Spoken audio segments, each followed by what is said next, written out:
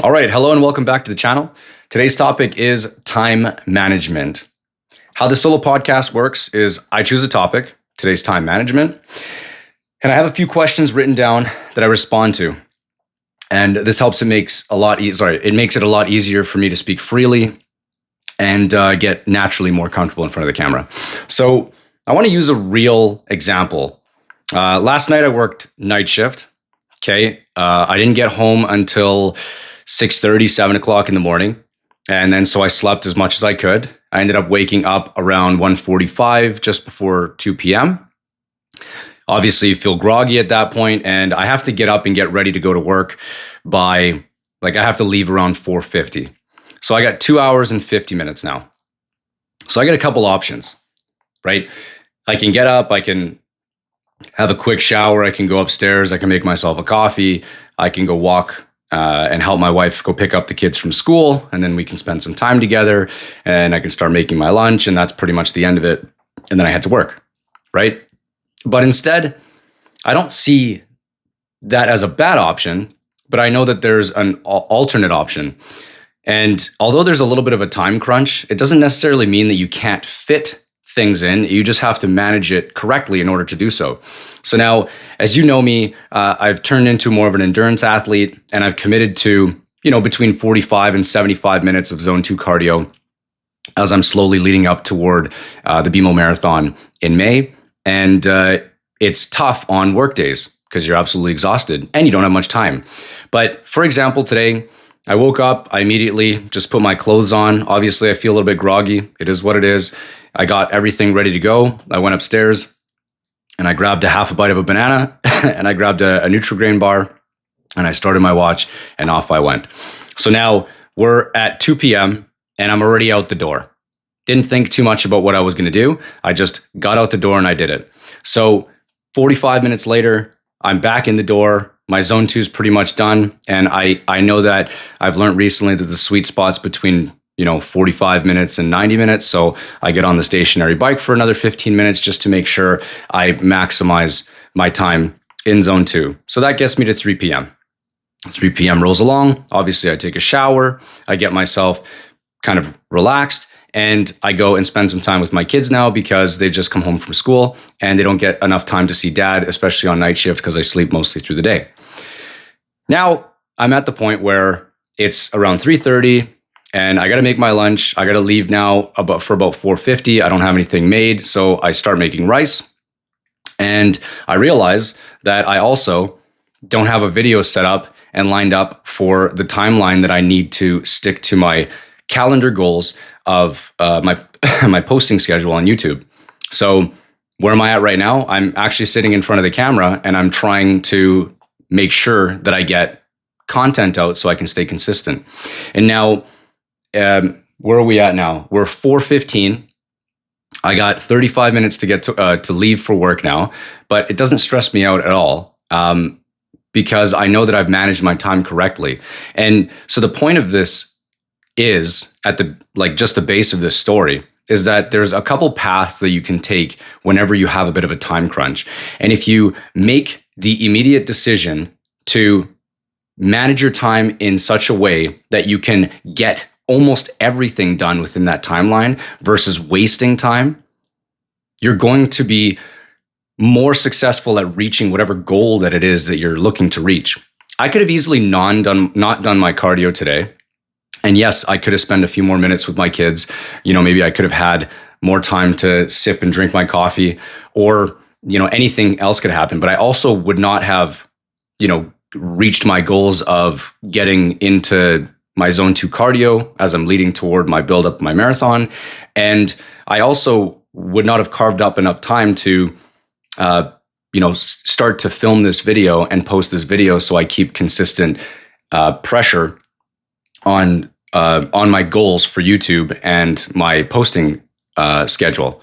So time management is one of the largest factors in whether you're going to succeed at either weight loss goals or any personal goals that you have. And it's tough. It's tough to kind of teach someone how to manage that time because I've seen it time and time again, and this is just not just for me, but I mean for a lot of people around us, is that you might have 3 hours in the day, but you think that 3 hours is not enough time to do something because you could be, waiting for something better or doing something better. Like I've heard people say that they can't find time to do this, they can't find time to do that, and yet they're single, they work a standard 9 to 5, and they're not reaching their goals, and their goals require them just to spend more time doing the things that they need to do to reach those goals. And so oftentimes I get asked, "Oh, how much cardio are you doing?" Excuse me.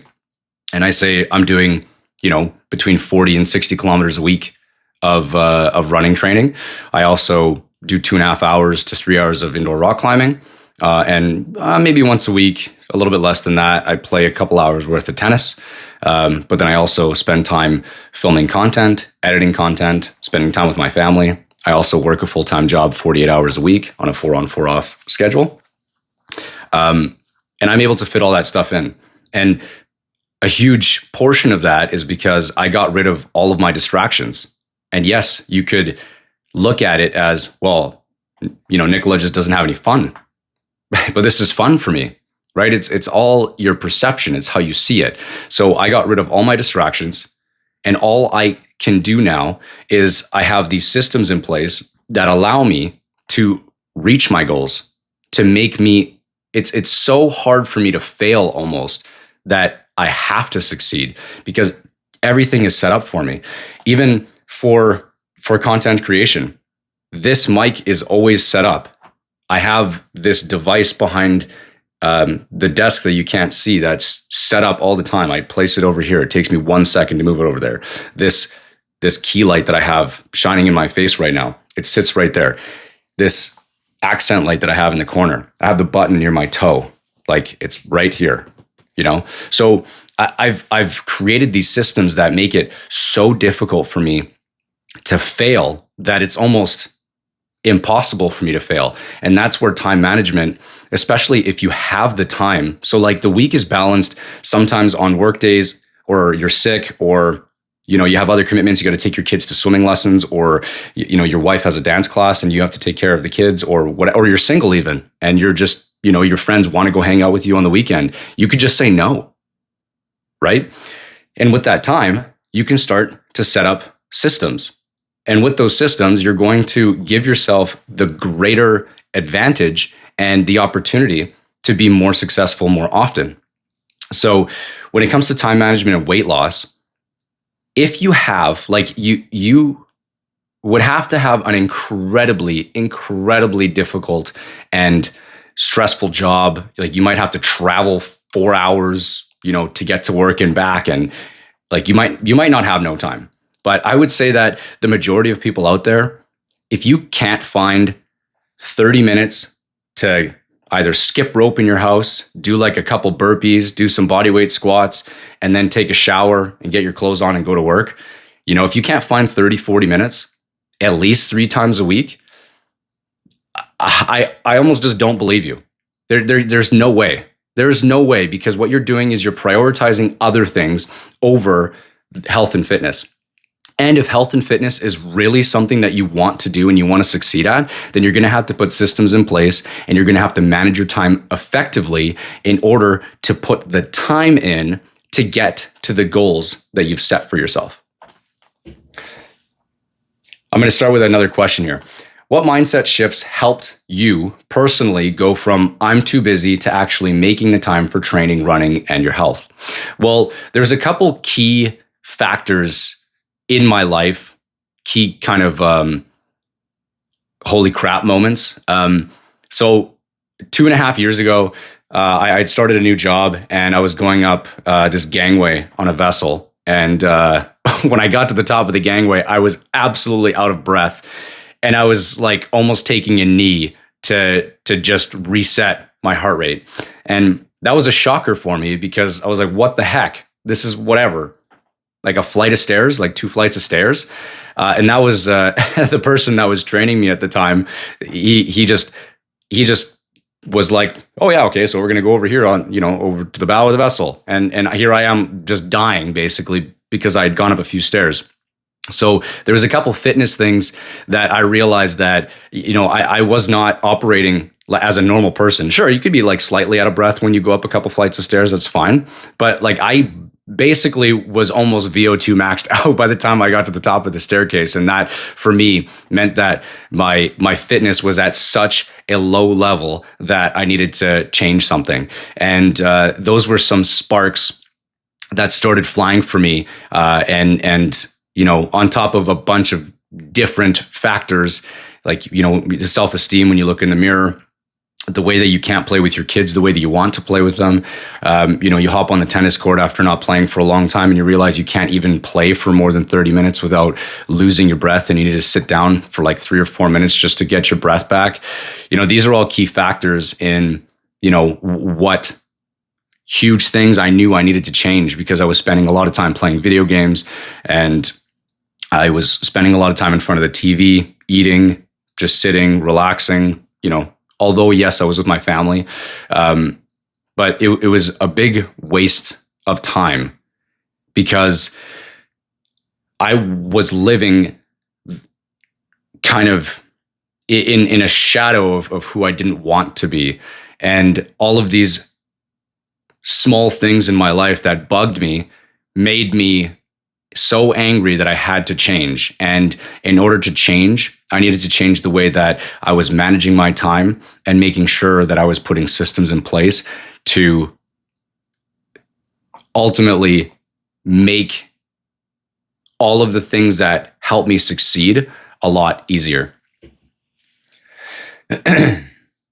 What are a few practical, realistic strategies busy parents can use to fit fitness into real life without needing perfect schedules or motivation? That's great. So we have a 6-year-old, a 5-year-old, and a 3-year-old. The 6-year-old and the 5-year-old, they go to kindergarten and grade 1. And so the 3-year-old, he goes to preschool, but sometimes he doesn't. So what we do is we take him, my wife and I take him in the stroller, and we go for a nice easy jog in the stroller. And sometimes he doesn't really like it, but it is what it is. You give him a toy, you give him a tablet, and you just go running. And instead of using it as, oh no, it's raining outside, we can't go because it's too sunny. I mean, right now we're in the middle of December in Vancouver, and it's pouring rain, it's freezing cold. Well, not freezing cold, but it's very cold and it's unpleasant outside. It's dreary. There's nothing good about it. But what we do is we make sure he's nice and bundled up, and we put, a shield over so there's no water that can get in. And my wife and I, we go out and we go for a run together, 30, 40 minutes. Like, there's no reason why we can't, other than the fact that it's uncomfortable and we don't want to be out there. Excuse me. We don't want to be out there because it's cold and it's rainy. But there's no one else out there. And that's the fun part about it, is that when you do these tough things, you eventually get to a point where I like being the only one out there because I know I'm the only one out there. Or there's only one other crazy person out there that's running, and you high five each other on the way by. But that's what makes it feel so fun and so attractive, is going out in these scenarios where I know that I feel like I'm the only one that's fighting for, the golden ticket at the end of this massive race of life. Another thing is with the kids, or having the kids, sometimes we want to go. We want to go to different places. We want to go indoor rock climbing, or we want to go for a run in a trail, and you can't really take the kids. So we take them to the park. But it's not, kind of seems silly, but you actively play with them. Like, you don't just sit on the bench and you look at your phone and it's like, oh yeah, that's cool, kids, great, you did the monkey bars. It's like, when there's not too many kids around, you jog around with them, you get your steps in, you bring a ball and play pass, the adults play pass together, you bring a soccer ball, and you kind of introduce these small things that because you don't have much time in the day, so you go to the park for an hour and a half, and instead of sitting down doing nothing for an hour and a half, right? Not just observing your children, of course, but you make an activity out of it, right? We've done in the past, during the summertime, we started to go to the track together. We go to like an isolated track where there's not many people, and we bring all 3 bikes, and my wife and I will run on the track together. And the kids, they'll take their bikes and they'll try to chase us on the track. So we're all being active as a family. But what we could easily do is we can sit at home and we could do nothing, or we can go to an indoor park, or we could just go to an outdoor park. And my wife and I can just sit down and, have a coffee and just talk to each other, or we could do nothing. And that's not really improving our life.